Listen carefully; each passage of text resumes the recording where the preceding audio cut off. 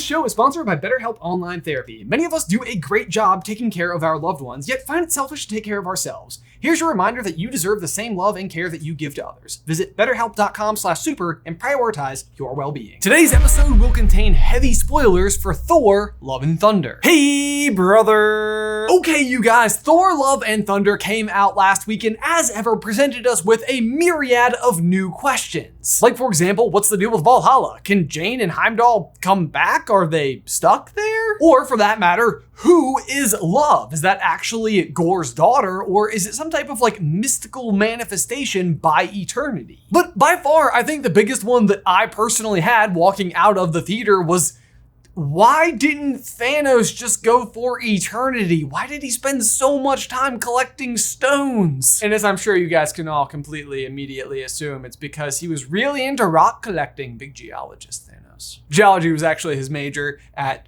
Titan Technical College for the Arts and Geology. But seriously, Gorr seems to do what Thanos spent like an entire saga of MCU films attempting to do. Because they both kind of have the same plan, don't they? Like, to use some type of cosmic magic trick to wipe out an entire population. Thanos spent his entire life collecting 6 insanely hard to gather stones so that he could bedazzle a glove that he was also incapable of building. All part of a huge and complicated plan so that he could just simply snap his fingers and have half of existence wiped out. Can't deny Thanos. your style. Meanwhile, Gorr's like, yeah, I'll just kidnap some kids, leverage them against Thor, who will come to their rescue, and I'll steal his axe. Which will, of course, be the key to opening the cosmic wishing well. What's my runtime?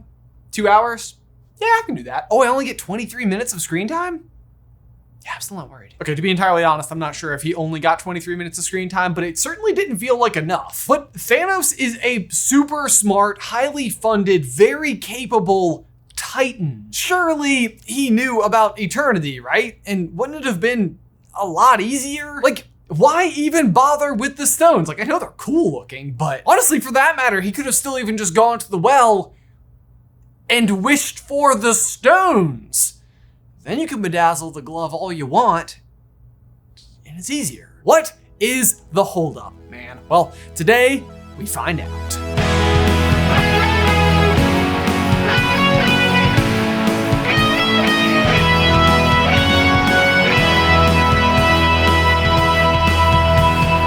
Hey, brother! Guys, before we dive on in, we need to give a huge thank you to today's sponsor, Stamps.com. Guys, trust me, when you're running a business, every single second counts. You just really can't afford to be wasting any time while you're trying to get your job done. So for me, it was like I couldn't stand going down to the post office to mail out whatever needed to go out when I could just simply be using Stamps.com. It is not only easier, but faster and much more cost effective. Believe it or not, we actually do a ton of shipping here from the office, and if it weren't for the ability to simply use Stamps.com, we would probably need someone whose dedicated job it was just to mail things out. And because it saves us so much time, we're actually able to do all of the shipping here in office with our small crew. All you need is a regular computer and printer, and you're up and running in just a matter of minutes. Plus, they work seamlessly with Shopify or Amazon, eBay, or Etsy. So whether it's just a side hustle or your full-time gig, you could be saving time and money with Stamps.com. Plus, when you sign up with the code SuperCarlin, you get a 4-week free trial, free postage, and a digital scale. There are no long-term commitments or contracts. Just go to Stamps.com, click the microphone on the top corner, and enter code SuperCarlin. One more time, that's Stamps.com, promo code SuperCarlin. Link is in the description down below.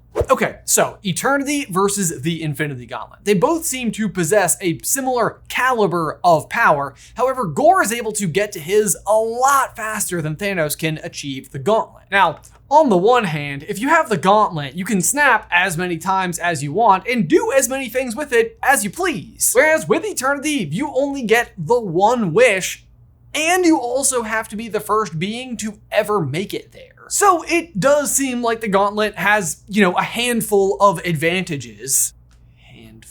However, assembling it is an immense chore, and we absolutely know that at the end of the day, the only thing Thanos wants to use it for is the one single snap. Because for that matter, after he uses it to wipe out half of all of the populations of everywhere, the only other really major use that he puts it to is snapping these stones themselves out of existence so that, pesky humans can't use it for time travel. So if you only need it for the one thing and eternity can grant you that one thing, why not just go the gore route and try your hand at the wishing well? And, well, get it? That's how I ended the last sentence. Well, 1, he couldn't. 2, he can't. And 3, he wouldn't. Allow me to explain. For 1, at least comics-wise, the Infinity Gauntlet is in fact stronger than Eternity. In fact, in the Infinity Gauntlet saga, after putting the gauntlet together, one of the entities that actually tries to stop Thanos is Eternity. And Thanos wins.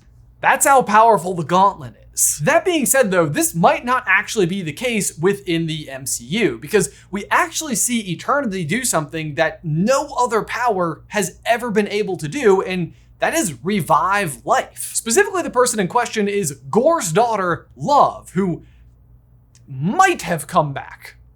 But we'll come back to that. Another reason that we might examine which of these entities is actually powerful comes down to how the Infinity Stones themselves were created in the MCU in the first place. We know from the Collector that the stones were actually created by 4 primordial beings: Infinity, Death, Entropy, and Eternity. Meaning that, at least within the MCU, Eternity literally helped create the Infinity Stones. So I feel like it stands to reason that at bare minimum, Eternity is at least as powerful, if not more powerful than the stones themselves. Another argument as to why Eternity is more powerful than the Gauntlet, again, has to do with the fact that Eternity was able to bring back life, and that's one thing that we know the Gauntlet was incapable of. Yes, it brings back everyone who was killed by the first snap, but that's really just undoing the effects of the first snap. But we also know that Bruce tried to bring Natasha back, who sacrificed herself on Vormir to collect the Soul Stone. Had Bruce been face to face with Eternity, I'm pretty sure he could have brought her back. But while Natasha wasn't actually snapped out of existence like so many of the others were, we do have some idea where she might actually reside. If you'll recall, after Thanos does the first snap in Infinity War, we find him in some type of different dimension where he has a brief conversation with a younger Gamora, who we know was, of course, sacrificed in the exact same way. And I'm sure that you noticed that where Eternity resides looks shockingly similar to this place. It's just like a giant, open, shallow plane of water. But it's important to note that these are not the exact same locations. Gamora and Natasha are somewhere in the Soul World, whereas where they are in Thor is known as Eternity's Altar. Both are going to be considered what I would call a pocket dimension, meaning you can't just physically travel there, and they all probably exist completely separate from any other timeline. Meaning the only way to get there is to fulfill some kind of requirement, like making a sacrifice for the Soul Stone. Or of course, in Gore's case, pointing the Bifrost at a stone wall. Don't worry about it. In fact, I actually think that Valhalla from the post-credit scene of Thor Love and Thunder might exist in a very similar way. Because the movie goes to great lengths to ensure the fact that you know that the only way to enter Valhalla is to specifically die in battle. Not after battle. In battle. Distinction. That being said, Valhalla seems like a much more beautiful pocket dimension than the other two. You know what I'm saying? But also, the reason that I'm specifically using the phrasing pocket dimension has to do with who we believe the character of Love to actually be. In the comics, there is a character who has almost the exact same physical appearance as what we saw Eternity, kind of like a humanoid outline, but the fill-in is just stars in space. In the comics, this character is known as Singularity and has a very specific power, which is the ability to create pocket dimensions. Not only that, but similar to American Chavez from the Doctor Strange movie, can travel between multiverses. The point is that it's a character that aligns with a lot of the things that we're seeing inside of the MCU right now. And her appearance is very similar to how we saw Love portrayed moments before she was revived. So it's absolutely possible that Thor's new sidekick Love could absolutely be the key to accessing Valhalla in case of some type of giant battle somewhere down the line. It's good to have options, especially when you consider the fact that Hercules is now coming for you, Thor. Either way though, let's try and get back to the original question and Thanos and why he didn't try to go for eternity in the first place when it seems like they're a lot more powerful. And I think the most simple answer is that he just doesn't know about it. Or if he does, doesn't have the ability to access it. We learned from Zeus in Love and Thunder that the only people who know the location of the portal are the gods. It's a well-kept secret amongst them. But even if you know where it is, that's also not that much help either because you still need access to the Bifrost to get there. But like, whatever, right? Like, certainly Thanos would have been capable of whooping up on a couple of gods. He could have just stolen Stormbreaker like Gore did. Or could he? Because I actually imagine not. This is despite the fact that Thanos almost quite literally cuts Thor in half with Stormbreaker. Because first of all, during all of Thanos' quest for the gauntlet, Stormbreaker doesn't exist yet. Meaning the only other way to access the Bifrost would be at the gigantic Rainbow Bridge located in Asgard. And Asgard's mere existence has been a gigantic thorn in Thanos' plan for a very long time. Because don't forget, the entire reason that he is finally able to attack Nidavellir and have them make him the gauntlet in the first place is because Asgard falls due to Ragnarok. But before that, Nidavellir was under Asgard's protection and was apparently enough to indefinitely hold off Thanos. It also means that he couldn't access the Rainbow Bridge either, because that would mean taking on all of Asgard and without his gauntlet. And even if it seemed like he was getting close, we also know that Thor is capable of destroying the entire Rainbow Bridge, like he did in Thor 1 against a much smaller threat. But really, I'm not sure that any of this matters because I really just don't think he knew eternity existed in the first place. After all, the only reason that Gore knows that it does is because he is in possession of the Necrosword, which just knew on its own anyway.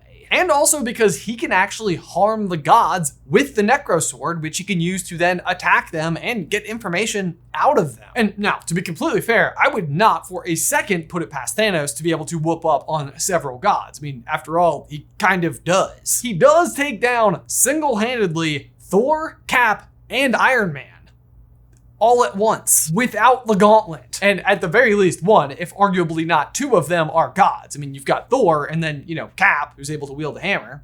So does that make him a god? I mean, Jane could wield a hammer and she went to Valhalla, so I'm thinking yes. The point is, the other gods in Love and Thunder are not unaware of Gore's plan as they hide out in Omnipotent City. They just aren't concerned about his potential to succeed. That said, they do still fear the Necrosword, which could, of course, cause them harm. But again, Thanos didn't have the Necrosword, so if they discovered that he was looking for eternity, then they probably just would have stepped in and won. So then, of course, we have to ask, why didn't Thanos go looking for the Necrosword? And that one, fortunately, is actually very easy. Because it's evil.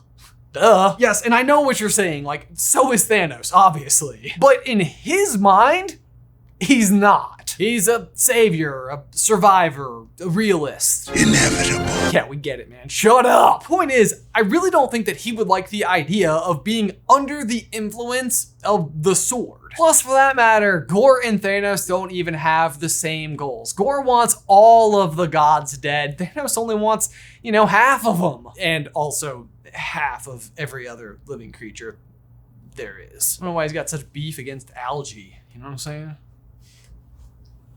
Algae took a big hit that day. So in a nutshell, I don't think that Thanos could have reached eternity because I don't think that Thanos knew about eternity because I think the secret was being kept by the gods. And even if he did, he had no way of actually reaching it because he had no access to the Bifrost, which was of course being guarded by Asgard, which were of course the people who were actively preventing him from being able to make the gauntlet in the first place. So in conclusion, why didn't Thanos try to reach eternity? Because he couldn't, and he can't, and he wouldn't. And because he loves geology and bedazzling.